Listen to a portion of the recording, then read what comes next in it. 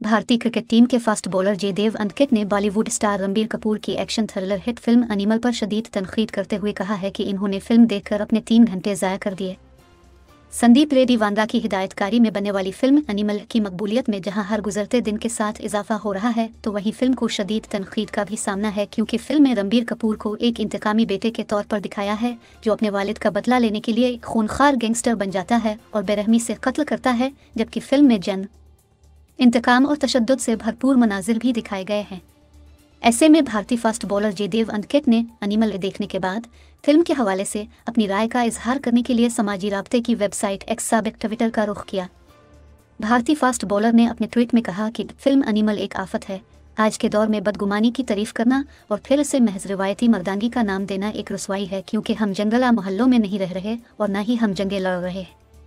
जयदेव अंकित ने कहा कि इससे कोई फ़र्क नहीं पड़ता कि अदाकारी कितनी अच्छी थी, हमें इंतकाम और तशद्दुद वगैरह को लाखों लोगों के सामने अपनी फिल्मों में नहीं दिखाना चाहिए।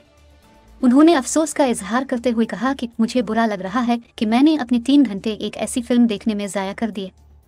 भारतीय फास्ट बॉलर ने फिल्म एनिमल के बारे में अपने ख्यालात का इजहार करने के बाद अपने एक्स अकाउंट से पोस्ट डिलीट कर दी, ताहम उनकी पोस्ट मुख्तलिफ सोशल मीडिया प्लेटफॉर्म्स पर वायरल हो रही है।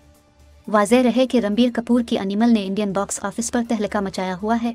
1 दिसंबर को रिलीज़ होने वाली फिल्म अब तक पूरी दुनिया से 500 करोड़ से ज़ायद का बिजनेस समेट चुकी है। एनिमल में रणबीर कपूर के मुकाबले में बॉबी देओल ने विलन का किरदार अदा किया है, जबकि रश्मिका मंदाना ने फिल्म में खातून अदाकारा का मरकज़ी किरदार निभाया है।